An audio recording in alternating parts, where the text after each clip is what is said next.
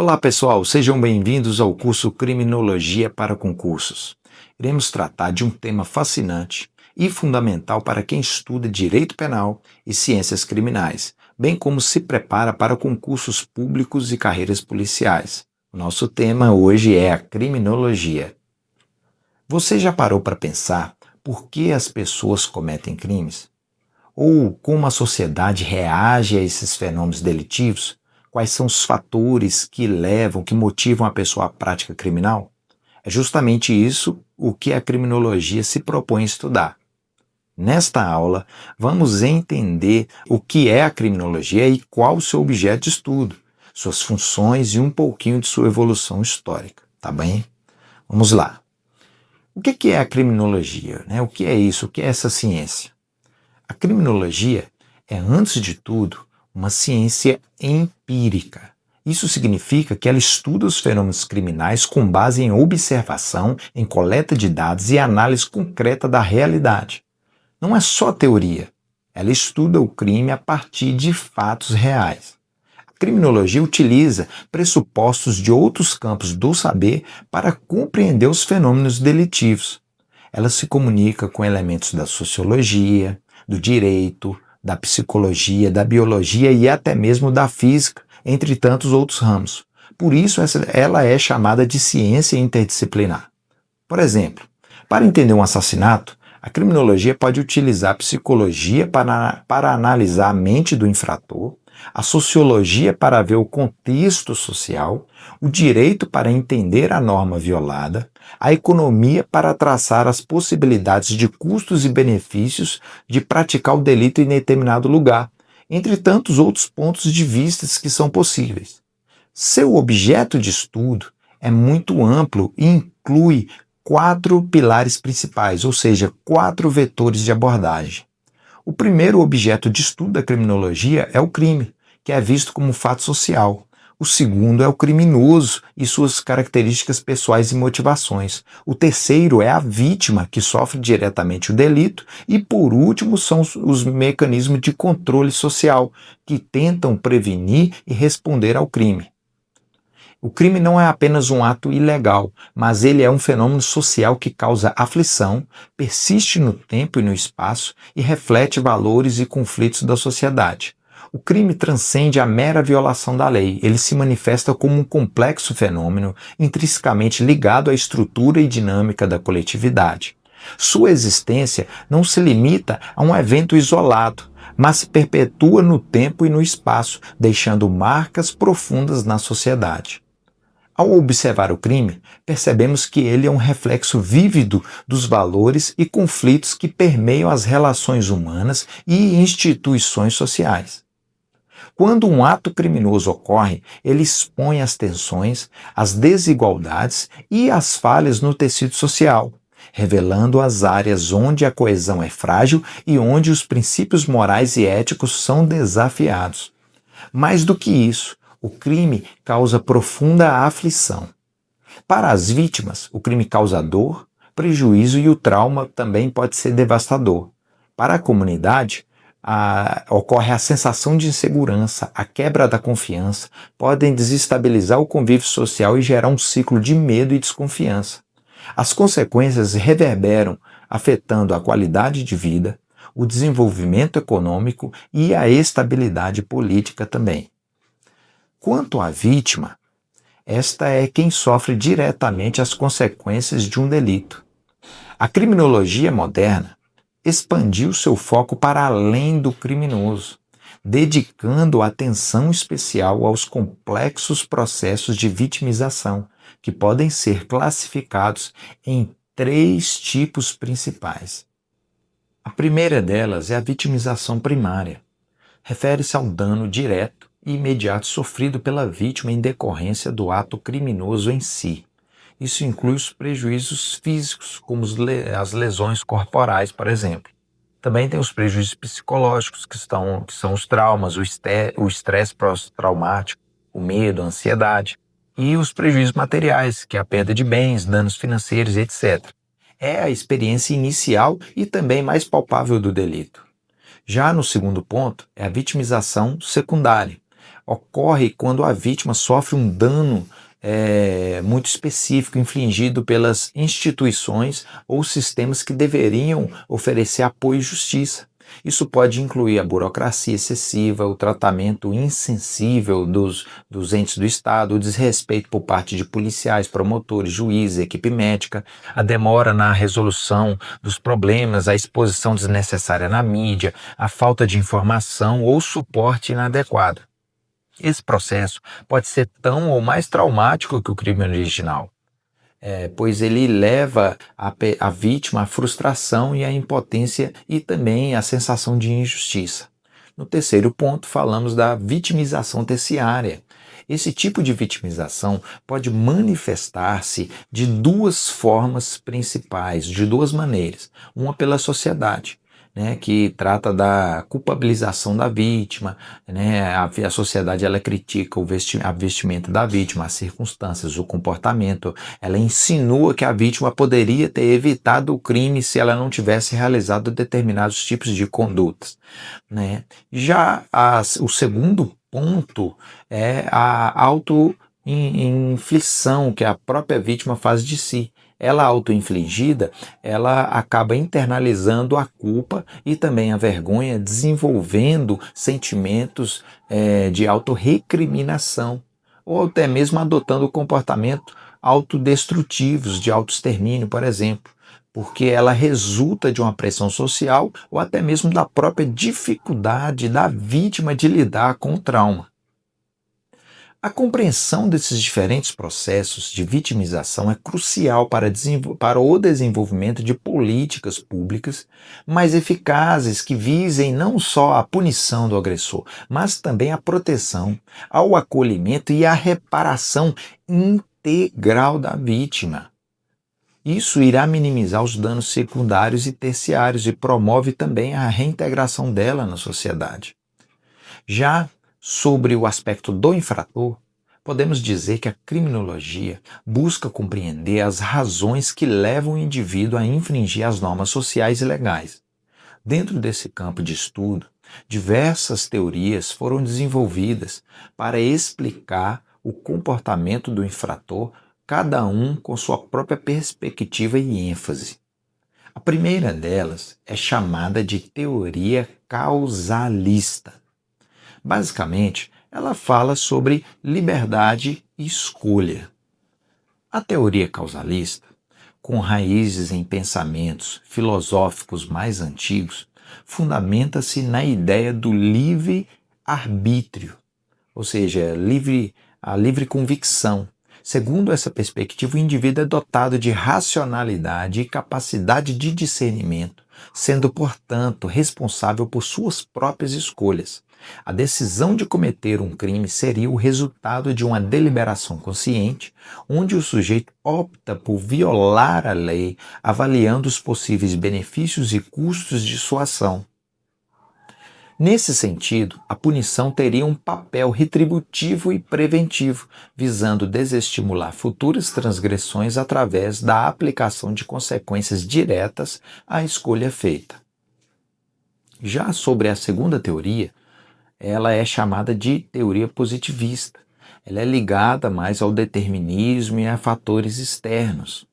Diferentemente do que diz a teoria causalista, já a teoria positivista ela surgiu no século XIX com figuras como César Lombroso, Enrico Ferri, Raffaele Garofalo. Ela adota uma visão determinante. Para os positivistas, o comportamento criminoso não seria fruto de uma escolha livre apenas, mas sim de fatores que fogem ao controle do indivíduo. Esses fatores podem ser classificados de várias formas. São fatores biológicos, que incluem predisposições genéticas, anomalias físicas e disfunções cerebrais que, hipoteticamente, poderiam influenciar a propensão ao crime. Lombroso, por exemplo, ele estudou as características físicas, como do crânio, do físico, da orelha, do olho, Apesar de ser criticado pela ciência moderna, ele fez inúmeros estudos nesse sentido. Também temos os fatores sociais. Estes englobam condições socioeconômicas e também educacionais, a estrutura familiar, a urbanização e até mesmo aborda a desigualdade social. A teoria positivista argumenta que ambientes desfavoráveis, como a pobreza extrema, a falta de oportunidades e a desorganização social, poderiam impulsionar o indivíduo à criminalidade. Obviamente que não no contexto moderno, mas no contexto antigo daquela época. Já sobre os fatores psicológicos, eles tratam do aspecto da personalidade, dos transtornos mentais, dos traumas que poderiam de alguma forma afetar o comportamento e o julgamento moral daquela pessoa que cometeu o crime. Nesse contexto, a abordagem positivista sugere que, em vez de focar apenas na punição, o sistema de justiça criminal deveria se concentrar na identificação e o tratamento das causas subjacentes ao comportamento criminoso, visando a reabilitação do infrator.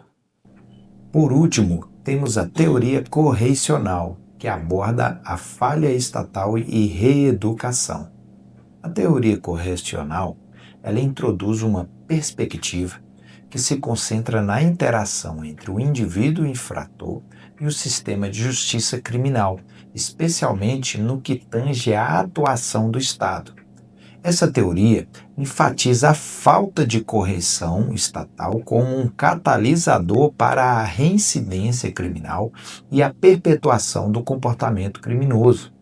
Argumenta-se que muitas vezes as instituições estatais, sejam elas o sistema de educação, as políticas sociais, o próprio sistema prisional em si, eles falham em proporcionar as condições necessárias para a integração social e a reeducação do indivíduo.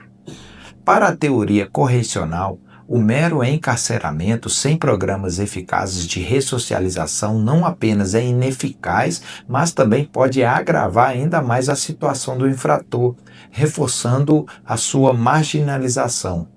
Deste modo, esta abordagem sublinha a necessidade de reeducação e de intervenções sociais que visem restaurar os laços do indivíduo com a comunidade e oferecer-lhe alternativas construtivas. Essas implicações, elas podem ser realizadas através de programas, como o programa de reabilitação, que é oferecer oportunidades de educação, capacitação profissional, tratamento psicológico dentro e fora do sistema prisional, programas de políticas de inclusão social, que criam condições para que o egresso do sistema prisional possa se reintegrar à sociedade através de acesso a mercado de trabalho, moradia e suporte social. Também programas de prevenção da reincidência, que trata de desenvolver estratégias que abordem as causas da criminalidade de forma sistêmica, evitando assim que o ciclo de crime e punição se perpetue. Então, meus caros, nós terminamos de falar aqui de todas as características acerca do terceiro objeto de estudo. Agora nós vamos entrar no último objeto que estava faltando, que é acerca dos mecanismos de controle social, que são os mecanismos que estão disponíveis para exercer pressão, sobre os indivíduos e o comportamento desviante dentro da sociedade. E o controle social é um sistema complexo, de instituições que visa garantir a conformidade dos indivíduos com as normas e valores predominantes em uma sociedade, mantendo a ordem social e prevenindo comportamentos desviantes. Ele se manifesta de duas formas principais, de duas maneiras. É o controle social formal e o controle social informal. No formal, ele é exercido pelas instituições, pelas agências oficiais, que possuem o poder legal de impor regras e aplicar sanções e utilizar a força se necessário. Então, nós estamos falando aqui do Estado. O Estado, através de suas diversas esferas, seja legislativo, executivo, judiciário, o Estado ele estabelece as leis, fiscaliza o cumprimento e pune aqueles que as violam. Na questão das legislações, elas são um corpo de normas escritas que define o que é permitido ou o que é proibido, servindo como um guia para a sociedade, para o comportamento social. A polícia, ela é a força, ela é o braço armado do Estado. Ela é responsável por garantir a segurança pública, prevenir o crime, investigar infrações e prender suspeitos, atuando na linha de frente do controle social formal. Temos também que falar do sistema judiciário, porque ele engloba os tribunais, os promotores, defensores, sendo responsável por julgar os casos, aplicar penas e também garantir a justiça. Já o sistema prisional, que é onde são cumpridas as penas privativas de liberdade, com o objetivo de punir, reabilitar e dissuadir futuros criminosos, ele também tem uma importante função nesse sentido. Já quando a gente fala sobre controle social informal, nós estamos falando aqui de grupos sociais e instituições que não são oficiais, que operam por meio de pressões sociais, através de valores morais e expectativas de comportamento. Embora não possuam o poder legal de punição, sua influência é profunda e constante na formação de todos os indivíduos. Podemos falar aqui, por exemplo, da família. A família é a primeira e mais importante agência de socialização. Ela transmite valores, normas, padrões de comportamento desde a infância. A aprovação ou desaprovação familiar exerce um poderoso controle sobre todos os indivíduos. Também temos que falar aqui da escola. Além de transmitir conhecimento científico, conhecimento acadêmico, ela inculca disciplina, ela gera respeito às regras, cooperação entre as pessoas, entre valores, constrói valores importantes no seio social. Também temos a mídia, que também é um importante instrumento de formação de opinião. Através de filmes, redes sociais, programas, a mídia ela influencia a opinião pública, moldando percepções sobre o que é certo e o que é errado, determinando inclusive até a inserção de valores no seio social. Outro ponto importante são os grupos de amigos, comunidades, o ciclo social das pessoas. Nesse sentido, o indivíduo ele é influenciado também pelas expectativas sociais, pelas normas dos grupos a qual ele pertence, buscando sempre uma aceitação. Então isso também interfere no julgamento do indivíduo. Temos as religiões, que estabelecem códigos morais e éticos rigorosos, exercendo um controle significativo sobre o comportamento de seus seguidores. Ou seja, todos esses tipos de controle, seja ele formal ou informal, eles atuam de forma interligada e complementar para assegurar a manutenção do que é chamado de ordem social. Então, ou seja, isso gera uma coesão social, faz com que os indivíduos eles atendam às expectativas sociais. A falha de um desses sistemas pode levar ao aumento da criminalidade, inclusive ao desvio comportamental. Então, meus amigos, nessa primeira aula conseguimos aqui entender o que é a criminologia e quais são os seus objetos de estudo. Falamos sobre os aspectos interdisciplinares da criminologia e, de forma mais detalhada também, nós falamos sobre os estudos criminológicos que visam compreender o que é a figura do criminoso, da vítima, também o que leva um indivíduo a cometer um crime, o surgimento do crime e também como se desenvolvem os mecanismos de controle do crime. Na próxima aula, abordaremos mais o contexto histórico da criminologia. Aguardo vocês. Até breve.